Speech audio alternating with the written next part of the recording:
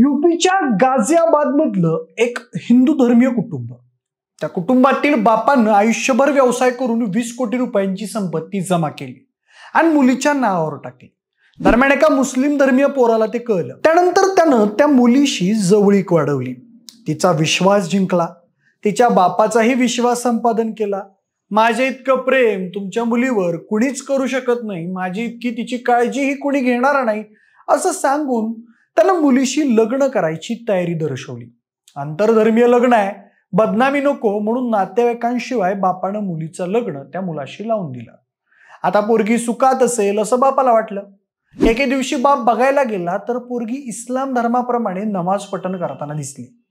तेव्हा बापाला राग आला आणि त्यांनी फसवणुकीचा गुन्हा दाखल केला. आणि अचानक अशी बातमी कळली की त्यांच्या मुलीने एक ज्वलनशील पदार्थ अंगावर ओतून घेत टोकाचं पाऊल उचललंय. पुढे पोलिसांनी या प्रकरणाचा तपास केला तर लव जिहाद संकल्पनेने प्रेरित एका गूढ प्रकरणाचा पर्दाफाश झाला.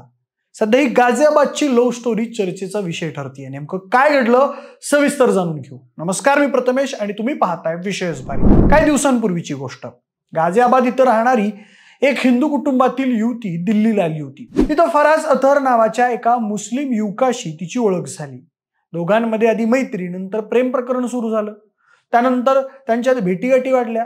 त्या दरम्यान त्या पोरगीनं फराजला माझ्या नावावर वडिलांनी 20 कोटींची संपत्ती जमा केल्याचं सांगून टाकलं. 20 कोटी रक्कम मोठी होती. फराजला त्या 20 कोटी संपत्तीचा लोभ सुटला आणि त्यानं ते पैसे हडपण्यासाठी एक डेंजर प्लॅन रचला. फराजने प्रेमाच्या आनाभाका देऊन संबंधित युवतीला ड्रग्जचं व्यसन लावलं.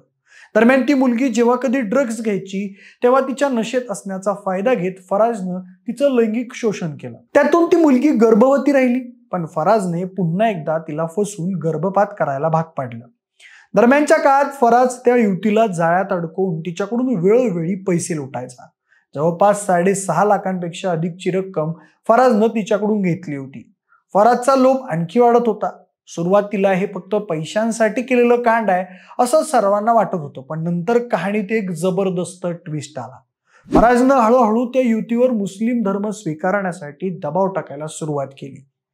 त्यासाठी तिला मुस्लिम समाजाच्या व्हॉट्सअप ग्रुपवर जोडलं. तिला वाचनासाठी इस्लाम धर्मीय पुस्तकं आणून दिली. रोज नमाज कशी पठण करायची यासाठी मुस्लिम मौलानाकडे ट्युशन लावली. फराजच्या प्रेमात वेडी झालेल्या त्या युवतीनं त्याचं सर्व काही ऐकलं. अगदी ड्रग्सच्या नादात तिनं गर्भपातही केला. पुढे इस्लाम धर्म स्वीकारायलाही तयार झाली. ती एकटी दरवाजा बंद करून घरात नमाज पठण करायला लागली होती. दरम्यान एके दिवशी युवतीच्या वडिलांना तिच्यावर संशय आला. तिच्या वागणुकीत बदल झाल्याचं त्यांना जाणवलं. तसंच तिच्यामधला तो बदल पाहून वडिलांना संताप अनावर झाला. एके दिवशी त्यांनी ठरवून रूमचा दरवाजा हळूच उघडला तेव्हा त्यांना त्यांची मुलगी नमाज पठण करत असल्याचं दिसलं. ते पाहून वडिलांच्या पायाखालची जमीनच सरकली. त्यांना जबर धक्का बसला, इतका की त्यांची तब्येत ढासळली आणि त्यांना हॉस्पिटलमध्ये उपचारासाठी दाखल करावं लागलं. पण त्यानंतरही दुसऱ्याच दिवशी फराजला घेऊन त्यांची मुलगी हॉस्पिटलला पोहोचली आणि तिथं तिने वडिलांसमोर फराजशी लग्न करण्याचा प्रस्ताव ठेवला. मुलगीने रडून रडून हॉस्पिटल डोक्यावर घेतलं. मुलीच्या हट्टापायी वडिलांनाही जास्त काळ विरोध करता आला नाही. त्यावेळी फराज त्यांना तोंडावर सावपणाचा आवाडून म्हणाला, अंकलजी, माझं नाव फराज, मी तुमच्या मुलीवर खूप प्रेम करतो. जर तुम्ही आमच्या लग्नाला परवानगी दिली तर मी वचन देतो तुमच्या मुलीची आयुष्यभर काळजी घेईन, तिला काहीच कमी पडू देणार नाही. हॉस्पिटलच्या ICU बेडवर उपचार घेणाऱ्या कॅन्सर पीडित वडिलांनी त्यांच्या मुलीकडे पाहिलं आणि इच्छा नसतानाही दोघांच्या नात्याला होकार दिला. त्यानंतर फराजने एका चिठ्ठीवर युवतीच्या वडिलांची सही घेऊन मी माझ्या मर्जीने माझ्या मुलीचं लग्न फराजशी करत असून भविष्यात मला या लग्नावर कुठलाही आक्षेप असणार नाही असं लिहून घेतलं. तसं जोपर्यंत दोघांचं लग्न होत नाही तोवर कुठल्याही नातेवाईक मित्रांपुढे या नात्याचा उल्लेख करू नका अशी विनंती केली. वडिलांनी मुलीसाठी ती अटही मान्य केली. पुढे 24 नोव्हेंबरला फराजनं त्या मुलीला तिच्या वडिलांसह गाझियाबादला आणलं. तिथं फराजचं कुटुंब उपस्थित होतं. फराजनं पुन्हा एकदा पोरगी आणि तिच्या वडिलांना सांभाळण्याचं वचन दिलं. तर 5 डिसेंबरला कोर्टात जाऊन लग्न करायचं ठरवलं. दरम्यान विवाहाच्या वेळी फराजने संधी साधून मुलीसमोर अशी अट ठेवली की लग्नाआधी तुझ्या वाट्याची सगळी संपत्ती माझ्या नावावर कर, मगच आपण लग्न करू.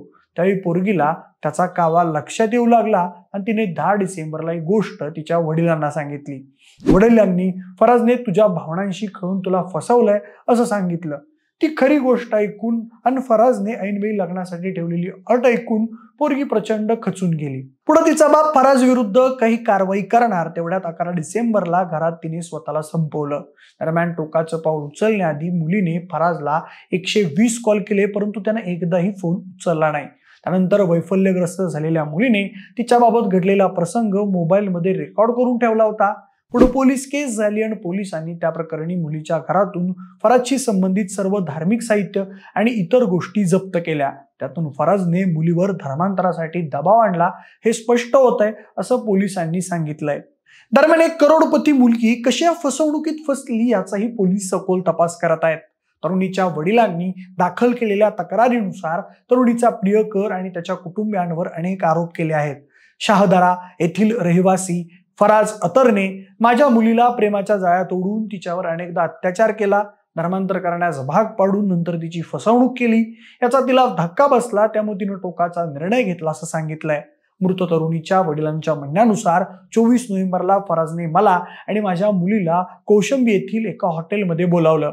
तिथं त्यानं त्याचा भाऊ कासिफ, आई माहितलत आणि बहीण सना यांची भेट घडवली. फराजनं हॉटेलचा सर्व खर्च मला करायला लावला. 5 डिसेंबरला मुलीच्या विवाहाची कागदपत्र तयार केली होती, पण विवाहाची तारीख पुढे ढकलावी असा फराजचा आग्रह होता. फराजने संपत्ती नावावर केल्यावर विवाह करणार असल्याची अट घातल्याचं मुलीने मला 10 डिसेंबरला सांगितलं. या गोष्टीचा माझ्या मुलीला जबर मानसिक धक्का बसला होता. सध्या लव्ह जिहादचं प्रकरण गाझियाबादमध्ये चर्चेचा विषय बनलाय. याबद्दल तुमच्या प्रतिक्रिया कमेंट करून नक्की सांगा. सोबतच आपल्या विशेष या युट्यूब चॅनलला देखील सबस्क्राईब करायला विसरू नका. धन्यवाद.